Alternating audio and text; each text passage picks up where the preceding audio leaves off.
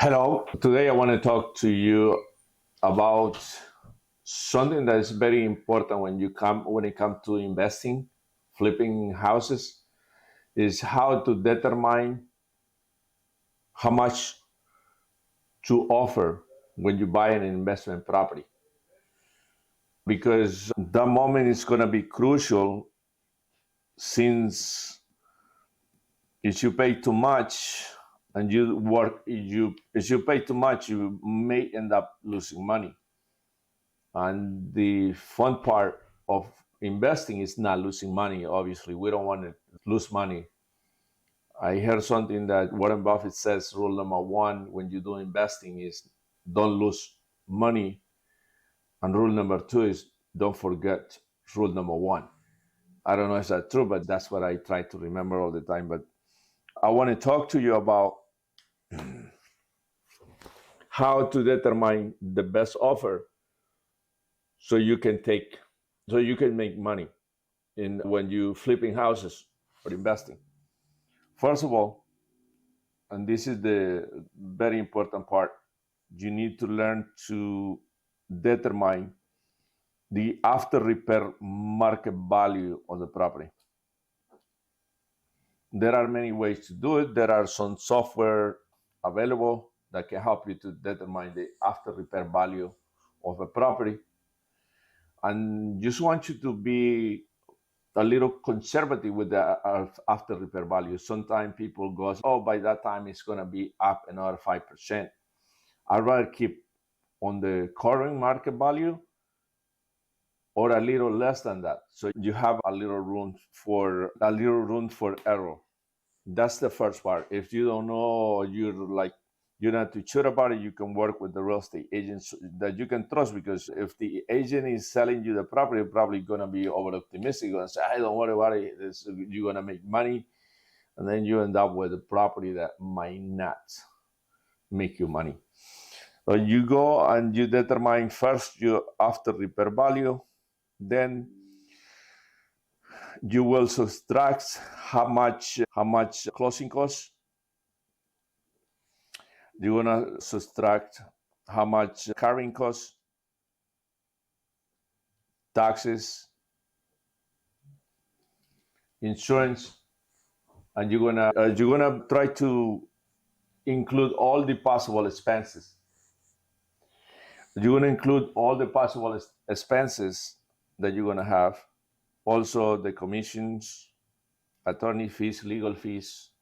Is you buying a house with a big with is you buying the house with tenants or with people in the house, you gotta take that in consideration, because depending on the state that you're in, if a state that is like New York, it's gonna take a while, or you can do also cash for keys.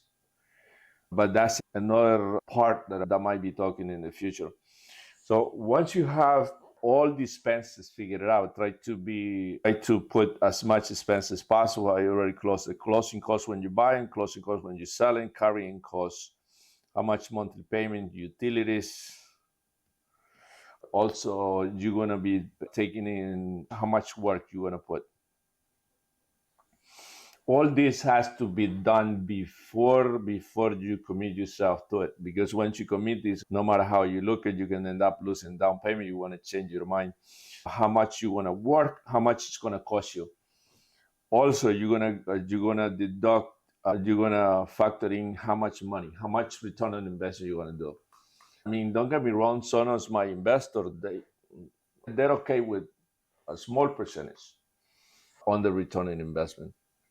And you have to keep in mind that the more money that you want to make on every deal, the tougher it's going to be for you to win a competition when you're competing with another investor. Now, how much you want to make, how much you want to spend.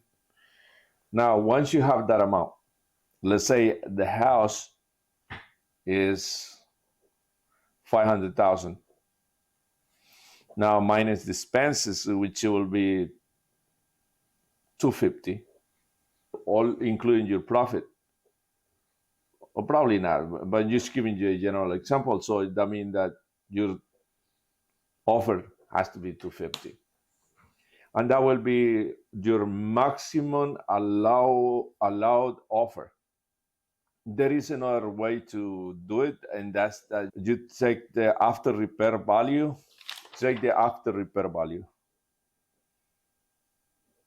ARV, multiplied it by 70 or 70 or 65%. You can go like a little bit above if you want to be more aggressive, but if a house is 500,000 and you want to do 70%, that the offer will be 350. That will give you an idea about.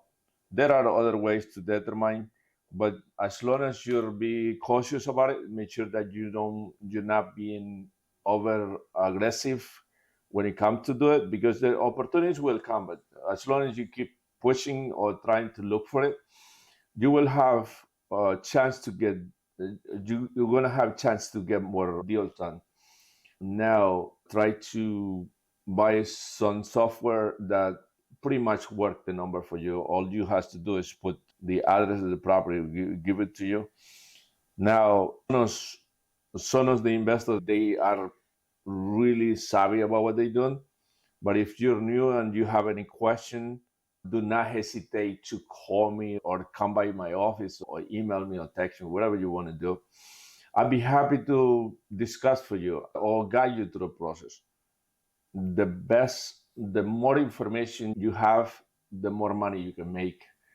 And obviously, I have seen in the past some investor being too aggressive. And back in 2008, I saw some of them that were too aggressive and they end up having problems. My last thing that I wanted to happen to my investor is that to have problems. You have any questions, you like what is you don't understand something or you want to get more information, I'm here for you. Or if you want to get into the real estate business, you can be an active investor, passive investor, you let me know. 631-745-5721. My name is Hector Villatora. I look forward.